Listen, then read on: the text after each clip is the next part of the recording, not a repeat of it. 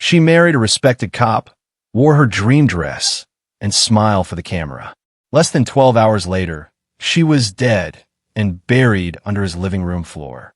It was supposed to be the happiest day of her life.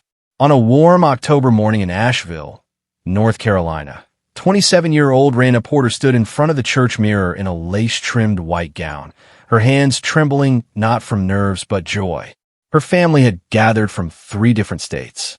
Gospel music filled the air. Her mother cried softly in the front pew. And waiting at the altar was Marcus Dalton, a respected local police officer, 33, God-fearing, kind, and by all accounts, the perfect man. At least, that's what everyone thought. The ceremony was beautiful. The vows were tearful. The kiss was long and gentle. To the crowd watching, this wasn't just a wedding, it was a fairy tale. After a modest reception at a nearby event hall, Deborah and Marcus drove off to their hotel suite, waving at friends through the back window of a white SUV with "just married" painted across it.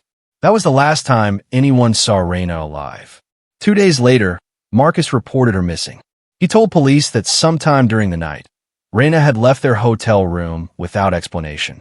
He said he woke up alone in the bed, found her wedding dress tossed over a chair, and a handwritten note that simply read, "I'm sorry. I can't do this. Don't come looking for me." At first, no one wanted to believe it. Not her mother. Not her friends. Certainly not the church community that had watched them court, pray together, and stay chaste for nearly a year. Deborah was devout. Steady. She didn't run away from things, especially not a marriage she had dreamed of since childhood. But Marcus was a cop, and a good one. He'd served the department for over a decade. Calm, respected, trusted. So when he said she left, most people believed him. For a while. Deborah's mother, Deborah Porter, never did. She said her daughter called her from the hotel room at 3:04 a.m., just a few hours after the wedding, crying, whispering, saying she'd made a terrible mistake. She sounded scared, Deborah recalled in an interview later. Not angry, not upset, scared, like she'd seen something she wasn't supposed to. After that, silence. The case went cold.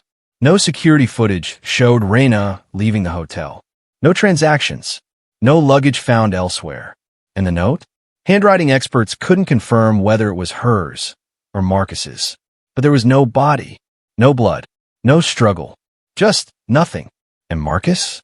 He kept working, quiet, low profile, said very little. He even moved out of their planned marital home a few months later. Too many memories, he said. Too much pain. It wasn't until 21 months later, in the middle of summer, that everything changed. Marcus had decided to sell the house. He hired a renovation crew to replace the old hardwood floors in the living room. The workers started early, pulling up warped panels, hammering and scraping through layers of wood and dust. Then one of them stopped. There was a strange smell, sour, heavy, unmistakable. They pulled back a sheet of plywood and found something buried beneath a layer of concrete and cheap insulation, wrapped in plastic, still in her wedding dress. It was Deborah. Her skin had turned gray. Her hands were bound. A deep wound marked the left side of her skull. The house was immediately cordoned off. Forensics moved in, and Marcus, once the grieving husband, was arrested that same night outside a bar 2 towns over. As word spread across Asheville, disbelief turned to fury. She was under his feet the whole time, one neighbor said. He lived in that house, stepped over her, ate dinner while her body was just below. Marcus refused to speak to the press. But investigators had already found enough. The wedding night wasn't the beginning of their life together. It was the end of hers. And the reason? It wasn't money. It wasn't jealousy. It was shame. Shame so deep, it turned into murder. Before she became the bride buried under the floor, Deborah Porter was just a girl in love, sweet, sincere, and desperately searching for something real. She met Marcus Dalton on a rainy Wednesday evening, inside the fellowship hall of Mount Olive Baptist Church. It was Bible study night. Deborah had only been attending for 3 weeks, hoping to rebuild her faith after a painful breakup. Her last boyfriend cheated on her with a co-worker, and she'd taken it hard. But Marcus? He was different. He stood near the back, tall and clean-cut in his police uniform, nodding along as the pastor spoke about God's timing in relationships. When Raina accidentally dropped her notepad while taking notes, he picked it up and smiled. That's all it took. He had this calm about him, her best friend Alicia would later say, like a man who had been through storms but knew how to weather them. They started talking after service. She learned he was 33, had been on the force for 11 years, and was recently promoted as sergeant. He'd never been married, had no children, and, like her, believed in waiting until marriage. That last part made her heart flutter. In a world that seemed obsessed with lust and instant gratification, Marcus was a rare find. Raina was captivated. And Marcus? He was deliberate. He brought her flowers every Sunday, sat next to her during service, attended brunch with her family after church. He was charming, patient, and polite to a fault. Not once did he push her toward anything physical. In fact, he avoided physical touch almost entirely. When Raina once reached to kiss him during a picnic at Lake Julian, he gently pulled back and whispered, "Let's honor God with this." Her mother, Deborah, adored him. "He's the kind of man I prayed you'd find," she told Raina. Steady, God-fearing, secure. But behind that composed exterior there were red flags. Small ones. Easy to miss. Easy to excuse. Marcus didn't like taking pictures. Said he didn't feel photogenic. He refused to go swimming or change clothes around anyone. Not even Raina. He once panicked when she accidentally walked in on him, changing his shirt. And when she gently teased him about being too modest, he smiled stiffly and changed the subject. He's just old-fashioned, Raina told herself. They dated for just over 8 months before he proposed. A quiet evening on the church steps, lit by candles and soft gospel music from his car radio. She said yes without hesitation. The engagement was short, just 4 months. They didn't live together, didn't travel together, didn't even share a bank account. Every boundary was kept. Some of Raina's friends worried she was rushing. You really don't know someone until you live with them, Alicia warned. But Raina wasn't interested in trial runs. She wanted a husband, not a roommate. And Marcus, in her eyes, was proof that God still made good men. So on October 7th, 2023, in front of 124 guests, Deborah Porter became Mrs. Marcus Dalton. The wedding was beautiful. Blush roses, dusty blue bridesmaid dresses, gospel choirs singing, "I Found Love." Marcus cried during his vows. Raina beamed like sunlight. There were no cold feet, no second thoughts. Not until the door closed behind them at the honeymoon suite. The hotel room was elegant, a gift from Marcus's co-workers at the precinct. A king-size bed, rose petals, champagne chilling on the dresser. Raina giggled as she kicked off her heels, twirled her gown, and told him, "We made it." But Marcus didn't move toward her. He stood near the bathroom mirror, adjusting his collar. Then his belt. Then his socks. Nervous, she thought. Probably overwhelmed. She walked up behind him, wrapped her arms around his waist, and whispered, "Finally. Just us." Still, he didn't turn around. "Let me shower real quick," he mumbled, then disappeared into the bathroom for nearly 45 minutes. When he emerged, he was wrapped in 2 towels, both tied high and low. Raina chuckled, teased him gently. "Babe, you act like I've never seen a body before." But he wasn't laughing. That's when the room got quiet. When he finally dropped the towel and climbed into bed, Raina's world stopped. What she saw, or more specifically, what she didn't see, filled her with confusion, then pity, then discomfort. Marcus had what doctors would later refer to as micropenis syndrome, a rare condition where the length of an adult male penis is less than 2.5 inches when erect. But Raina had no clinical term for what she saw. Only shock. She tried not to react. She really did. But her eyes widened. Her breath caught. And in that moment, Marcus knew. He pulled away. The silence between them turned cold, brittle. "It's not what I expected," she said finally. "You should have told me. I thought you'd understand," he said through clenched teeth. "Understand? Marcus, you let me believe you were waiting because of God, not because you were ashamed." He stood, his face flushed. "I didn't lie. I'm a man of God. I didn't sign up for this." That's when things turned. They argued for nearly 20 minutes, back and forth, voices rising. Raina cried. Marcus shouted. Neighbors later recalled hearing thuds through the hotel wall, but nothing alarming. It sounded like any couple on their first night. Stress, nerves, emotions. But Raina made one final decision before it was too late. She picked up her phone, texted Alicia. I can't stay. I'll explain everything later. Please don't tell my mom yet. Then she reached for her suitcase. That's when the text stopped. The moment Raina reached for her suitcase, something inside Marcus broke. Up until that point, he had held it together. Barely, but he'd held it. For months, no years, he'd built this image.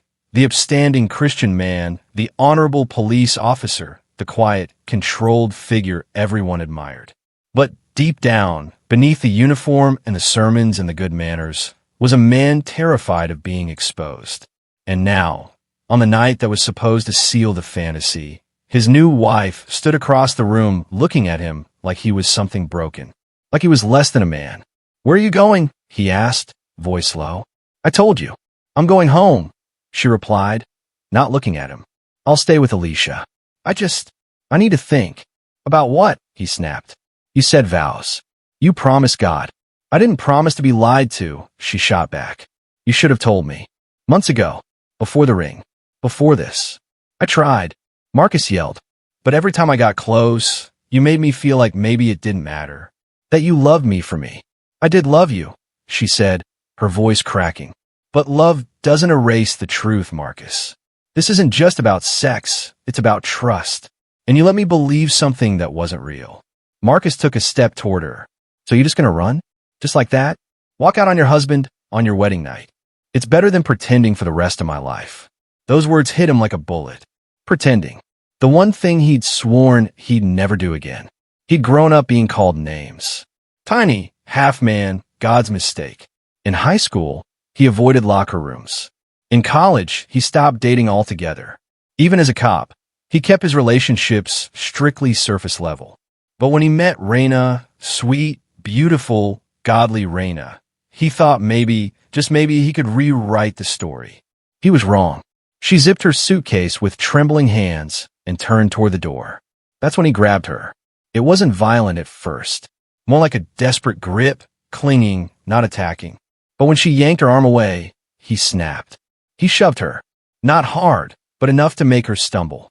She looked at him, stunned. Don't touch me, she whispered. Then she picked up her phone. Don't call anyone, he said. I'm calling Alicia, she replied. You need help, Marcus. This is not normal. No one's going to understand, he said, pacing now like a caged animal. They'll all say the same thing. That I tricked you. That I'm not a real man.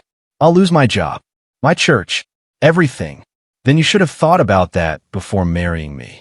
And then she said the one thing he would later replay over and over in his mind. You made me feel sorry for you. And I can't respect a man I pity. It was meant as honesty. But to Marcus, it was a death sentence. He lunged. The coroner would later testify that the impact to the left side of Raina's skull was likely caused by the edge of a marble-top nightstand. A clean, devastating blow. Not immediately fatal, but enough to knock her unconscious. Marcus didn't call 911. He didn't check her pulse. He didn't even cry. He just stared at her body, lying motionless in her wedding dress, blood blooming across the ivory lace like red wine on white silk. For a long time, he did nothing. Then, slowly, he moved into action. He wrapped her in the comforter, wiped down the nightstand, took her phone and deleted the most recent texts, used her finger to unlock it, rewrote a draft message. I'm sorry. I can't do this. Don't come looking for me. He then folded the note he had written earlier, when he planned to leave if he had to disappear, and tucked it into her suitcase. After midnight, he checked out of the hotel, told the front desk that his wife had gone to visit her sister unexpectedly, loaded the body into the trunk of his unmarked patrol car, and drove home. Over the next few hours, Marcus prepared the house, their would-be marital home, to hide a crime.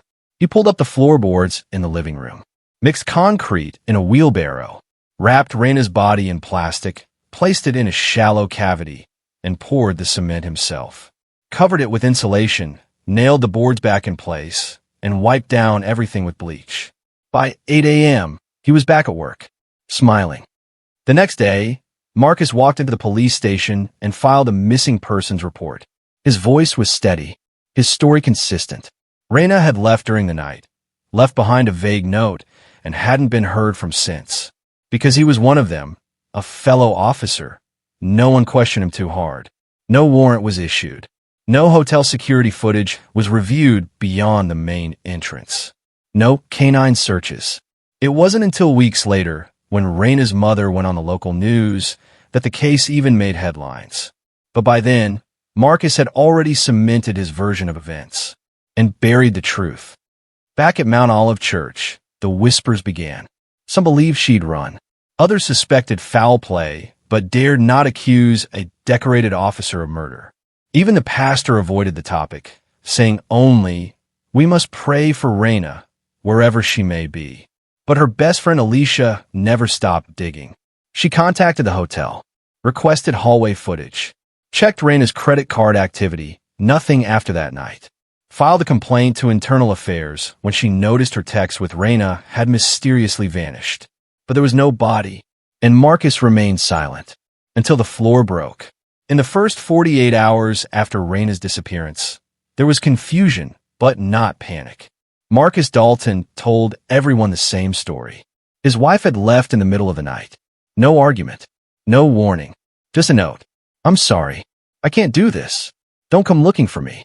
He said she took her purse, left her wedding ring on the bathroom sink, and walked out of their honeymoon suite sometime after 2 a.m. According to him, he woke up alone and assumed she had gone to her sister's. When she didn't return, he waited a full day before reporting her missing. "I wanted to give her space," he told the officer who took the report. "We were newlyweds. I thought maybe she just needed time." The tone of his voice was calm, controlled, almost too calm. The report was filed on a Tuesday afternoon. By Wednesday morning, the whispers began. At her elementary school, Raina's co-workers were stunned. She'd just taken time off for her honeymoon. No one had any clue she'd been having doubts. Her classroom still had wedding decorations on the whiteboard. A bouquet of congratulatory flowers sat wilting by the window. She was so excited, one teacher said. She talked about Marcus like he was heaven sent. Back in her hometown of Greensboro, her mother Deborah was frantic. She hadn't heard from Raina since the phone call at 3:04 a.m. on the night of the wedding. A call that lasted just under 2 minutes, full of whispering, tears, and the words, "I made a mistake, Mama. I think I have to go." Then the line went dead. Deborah had tried calling back. No answer. She assumed Raina would call again in the morning. When she didn't, she texted Marcus. He didn't reply for nearly 16 hours. "She left," was all he wrote. Deborah didn't buy it. Neither did Alicia. Alicia Daniels, Raina's best friend since college, knew something was wrong the moment she read that last text message from her friend, the one that said, "I can't stay. I'll explain everything later. Please don't tell my mom yet." She never explained. She never called again. The next morning, Alicia tried reaching out. The phone rang once, then went to voicemail. Later that afternoon, all of her previous messages had been erased from the thread. That's when the panic set in. She drove to Asheville, contacted the hotel, and asked to see security footage, but was denied since she wasn't family. The hotel manager said they had already turned everything over to police. Police, of course, meant Marcus. For the next few weeks, Raina's name floated through the news cycle as just another missing person. Her face, radiant, smiling in her bridal portrait, appeared on posters and digital billboards across North Carolina.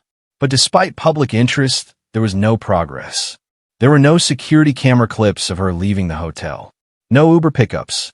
No gas station sightings. Her phone pinged only once, near the hotel, around 3:30 a.m., then went dark. No charges were filed. No suspects were named. And Marcus? He returned to work within 3 weeks. He told his colleagues he was focusing on moving forward. When reporters showed up at the precinct, he declined interviews. "This is a private matter. I'm praying for her safe return." He looked the part of the grieving husband, serious, composed, clean-shaven. But to those who paid attention, something felt off. He wasn't broken, Alicia later said. He wasn't even dented. Meanwhile, Deborah Porter went to war. She stood on courthouse steps with her daughter's photo in hand. She demanded national attention. She did interviews, pleaded with police, hired a private investigator. She even offered a $25,000 reward for any information about Raina's whereabouts. But over time, the story cooled. The media moved on. Police cited lack of evidence and no signs of foul play. The note, the missing ring, the religious context. They painted a picture of a woman who may have felt overwhelmed and walked away. But not everyone was convinced, especially not the woman who raised her. My daughter would never disappear without telling me why, Deborah insisted. Not without a fight, not without a trace. Still, no arrests were made, no search warrants issued, and Marcus, the last person to see her alive, wasn't even questioned under oath. 1 year passed, then 18 months. Marcus quietly sold his wife's car.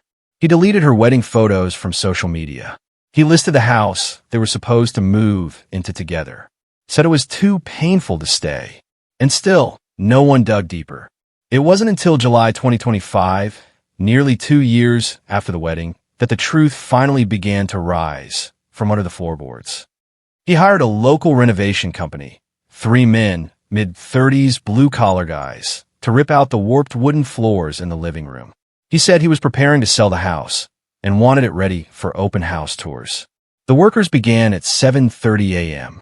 By 9:10, they stopped. They'd noticed a strange dip in the floor near the fireplace, like something had settled unevenly. One worker pulled up the first few planks. Another smelled something foul, like mold and rotting meat. Under the subfloor was a layer of poorly poured concrete, and under that, plastic, fabric, hair. The police were called immediately. By the time the body was lifted from the hidden grave, Marcus Dalton was already gone, his phone off, badge surrendered, and car missing. But he wouldn't run for long. By midnight, he was found sitting alone outside a diner 2 towns over, drunk, incoherent, and silent. He didn't resist arrest, didn't say a word, just stared straight ahead, as if the weight of the truth had finally cracked through the image he'd built, and there was nothing left beneath it. In the weeks that followed, the town of Asheville would be forced to ask itself an ugly question.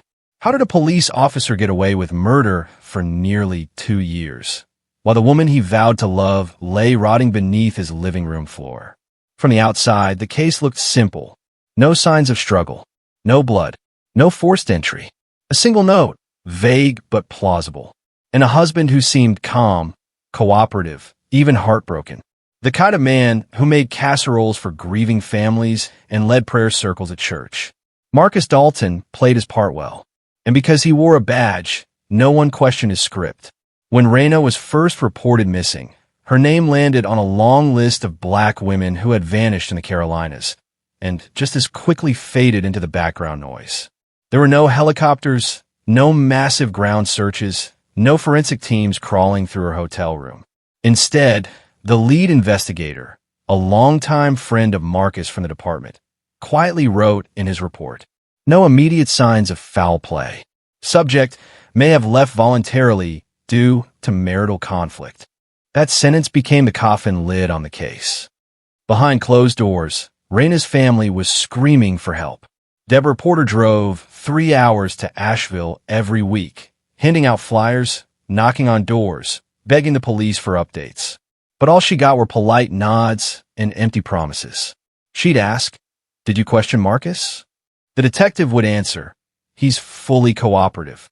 She'd ask, "Did you check the hotel security footage?" They'd say, "It was inconclusive." She'd ask, "Did you search the house?" They'd pause, then say, "We have no probable cause." And there it was, the wall, the badge, the brotherhood. What they didn't tell her was that Marcus had been at the station the morning after the wedding, smiling, handing out leftover cake, and telling coworkers that Raina just freaked out. He said she got cold feet and probably ran back to her ex, a lie that couldn't be verified, but also couldn't be disproved without her body. He even showed them the note. What they didn't tell Deborah was that no one had dusted that note for fingerprints. No one checked for DNA. And the handwriting analyst they quietly consulted said it was close enough to Raina's to be believable. What they didn't tell the public was that Marcus had full access to Raina's phone and may have deleted the final messages she sent to Alicia and her mother. What they didn't admit to themselves was this. If Marcus had been anyone else, anyone without a uniform, he would have been the prime suspect from day one. Meanwhile, Alicia was doing everything the police wouldn't.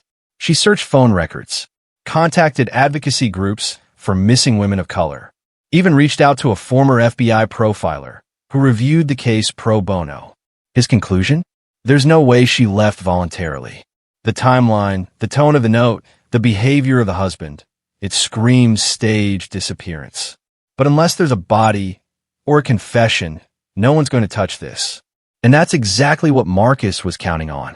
Over the next year, the case went nowhere. The missing persons report sat untouched. The hotel surveillance footage was quietly erased after 60 days. Raina's bank accounts remained inactive. Her social security number was never used again. But without physical evidence, no judge would sign off on a warrant. And Marcus? He played the long game. He returned to work after a brief leave, avoided interviews, turned down TV appearances, and slowly distanced himself from the tragedy. He sold the apartment they planned to move into, transferred to a quieter precinct, began seeing a therapist. To most people, he looked like a man trying to heal. To Deborah, he looked like a man hiding something. She could feel it, the chill in his eyes when they crossed paths at a prayer vigil, the way he stood at Raina's memorial with dry cheeks and a rehearsed sadness. He never once said her name. She remembered. Not even when he hugged me. He just said, "I miss her too." But his eyes were empty. What haunted Deborah the most was the silence. The unanswered texts. The voicemail that had vanished. The fact that her daughter had called her in fear, and now no one seemed to care. It was like Raina had fallen into a crack in the earth, and everyone had simply stepped over her. But she never stopped fighting. She kept Raina's name alive on social media. She emailed journalists, appeared on local news, and eventually got Raina's story featured on national podcast. Still, it wasn't enough, until the floor gave way. In July 2025, when contractors pulled back the wood and found plastic and bone beneath Marcus Dalton's living room floor, the city gasped. All at once, the walls of silence collapsed. Suddenly, everyone had questions. Why didn't police search the house? Why wasn't the note tested? Why was a man with no alibi and all the motive never even interviewed under oath? And most of all, how many more bodies have been hidden under the protection of a badge? The answers were grim, but they were coming. And this time, Marcus wouldn't be the one asking the questions. The morning of July 9th, 2025, started like any other for the crew from East Ridge Renovation. Marcus Dalton had scheduled them to refinish the living room floor of his 3-bedroom ranch-style home, the one he'd once bought as a future nest with Raina, but now planned to sell. The market was strong, he said. Time to move on. The crew arrived at 7:30 a.m. By 8:45, they were pulling up old wood planks near the fireplace, scraping away layers of aging subfloor and insulation. At first, they joked about the smell, musty, sour like old sewage or dead rodents. But by 9:10, the laughter stopped. Something wasn't right. There was a strange patch beneath the floor, a square about 3 feet across, covered in hastily poured concrete. Sloppy work. Uneven. It cracked as they touched it. Then came the smell. Not old food. Not mildew. Death. One worker, a veteran of home demolitions, stepped back instantly. "That's human," he muttered. They stopped everything and called 911. Police arrived within minutes. This time, Marcus wasn't there to control the narrative. He wasn't at home. Wasn't at work. His phone went straight to voicemail. His car was missing. But what they found in his living room said more than any voicemail ever could. Under the concrete was a thick layer of black plastic tarp, tightly wrapped around something large. The smell was overwhelming now. Investigators pulled it back, inch by inch, and there she was, Raina, still in her wedding dress. The fabric yellowed and stained. Her hands bound with duct tape. A deep indentation on the left side of her skull, exactly where the nightstand had struck her. Time and decay had done their work, but there was no mistaking her. The curls in her hair, the small pearl earrings, the lace veil her mother had sewn by hand. She'd been there the whole time, while Marcus watched TV on that couch, while he ate dinner 2 feet above her, while he played grieving husband to a world that never bothered to look down. The discovery shook the Asheville Police Department to its core. By 2 p.m., Internal Affairs had launched an emergency review. By 3 o'clock, an APB was issued for Marcus Dalton, but he didn't get far. At 11:17 p.m. that night, officers found him parked behind a shuttered diner 2 towns over, sitting alone in his car. The engine was off, the windows fogged. An empty whiskey bottle rolled on the floorboard. He didn't resist, didn't speak, just handed over his badge. As they placed him in handcuffs, witnesses said he whispered only one thing. She was never supposed to leave. Back at the house, forensic teams worked through the night. They mapped the entire living room, photographed every inch, collected fibers, DNA, blood traces, all of which pointed to one truth. Marcus had killed his wife, cleaned up the scene, transported her body home, dug a grave beneath the floor, and then walked away from it like it never happened. For nearly 2 years, he lived above her, slept peacefully, hosted friends, watched football, all while her body decomposed just inches beneath his feet. It was chilling, calculated, and almost perfect. The media frenzy exploded the next morning. Wife missing since 2023, found dead beneath husband's floor. Decorated officer arrested in bride's murder. Wedding night horror. The secret that ended in death. Talk shows debated how the system failed. Commentators questioned how a man with clear motive and no alibi avoided scrutiny for so long. And across every platform, the same image reappeared. Raina, glowing in her gown, smiling wide, unaware that her first night as a wife would also be her last night alive. Deborah Porter collapsed when detectives brought the news. Not because she was surprised, deep down she'd known for a long time, but because hearing it aloud made the nightmare final. My baby was under that floor while they told me she'd run away. She wept outside the courthouse. They said she left, but she never left. She was right there, right there. Alicia Daniels, her best friend, didn't speak at all. She just stared at the house, her hands trembling. We prayed in that living room, she said later. He let us cry in that room. And the whole time, Raina was right beneath us.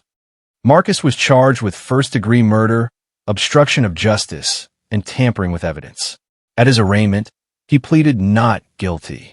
His lawyer claimed the killing was accidental during a heated marital dispute.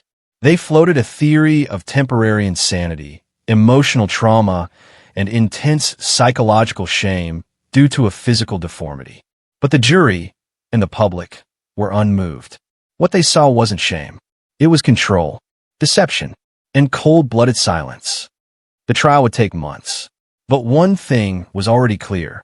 The floor had cracked, and with it, so had Marcus Dalton's perfect mask. The state of North Carolina versus Marcus Dalton opened on a crisp morning in March 2026. Crowds gathered outside the Buncombe County Courthouse before sunrise. News vans lined the sidewalk. Protesters held up signs that read, "Justice for Raina, she never left, and badge isn't equal to innocence." Inside, the courtroom was tense. Every seat was filled. Family, journalists, police officers, church members, curious strangers. Everyone wanted to see how a man once called a pillar of the community had become its darkest shame. At the defense table sat Marcus Dalton, clean-shaven, dressed in a gray suit. He looked smaller now, not just physically, but in presence. Gone was the confident officer.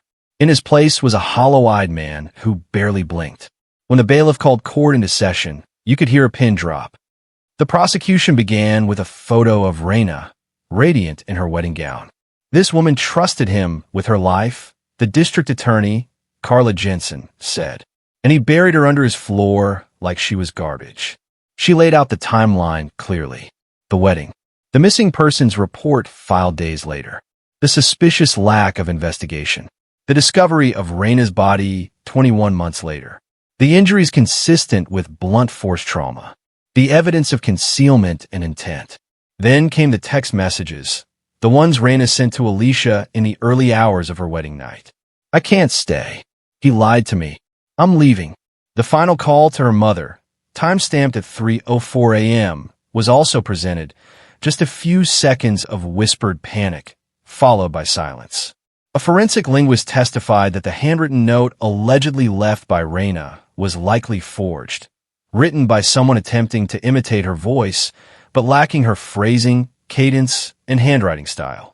Raina didn't write that, the expert said firmly. She didn't leave. She was silenced.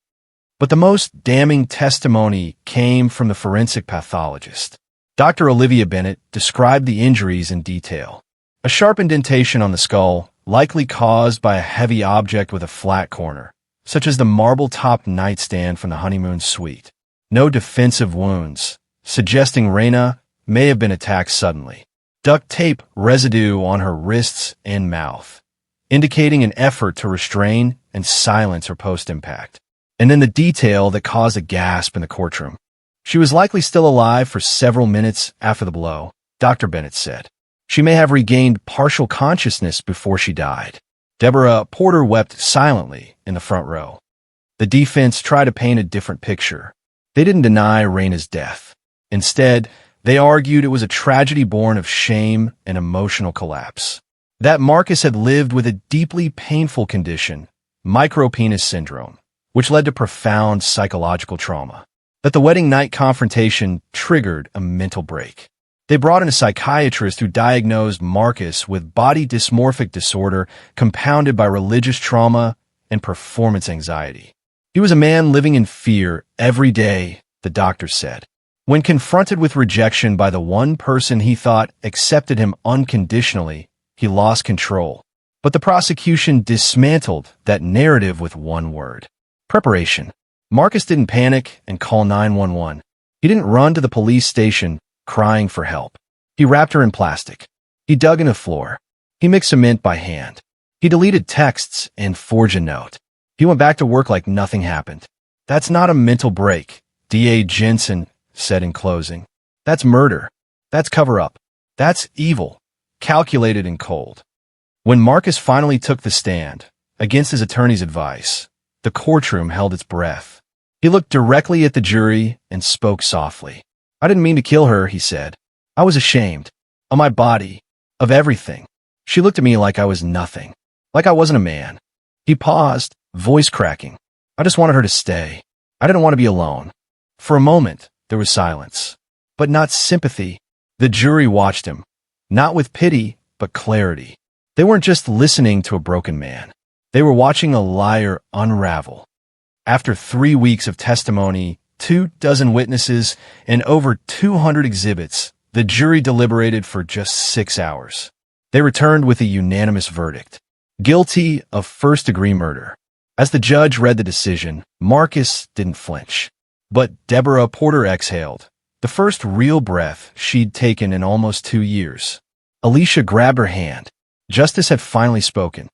At sentencing, the judge gave Marcus Dalton life in prison without the possibility of parole. But before the gavel fell, Deborah stood to give her victim impact statement. Her voice trembled, but her words were steady. You took my daughter because you couldn't face your own truth. You wrapped her body in lies, just like you wrapped it in plastic.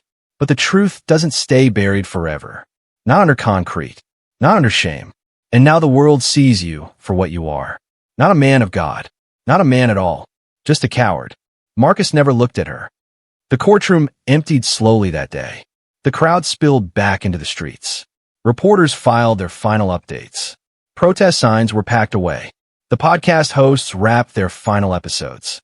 But for Deborah, the silence was just beginning. She returned home to Raina's bedroom, untouched since the wedding. The veil still hung on the mirror. The wedding shoes still tucked in the closet. But beneath the pain, there was something else now. Peace. Because Raina had been found. Her story had been told. And Marcus Dalton, the man who tried to bury the truth, would live the rest of his life beneath cold prison walls. Just like he once made her live beneath his floor. Marcus Dalton was sent to Central Correctional Institution in Raleigh, North Carolina, a maximum security prison known for housing the state's most violent offenders. He was stripped of his badge, his title, and the carefully built image he had worn for over a decade. But what haunted people most wasn't where he ended up. It was how long he got away with it. For 21 months, He lived in peace while Raina decomposed just beneath his feet. He went to church, ate dinner, watched football, all while her mother lit candles and prayed for a miracle that had already rotted in the concrete. The city of Asheville, and much of the nation, was forced to reckon with a question that echoed beyond this single case. What happens when the killer wears a uniform?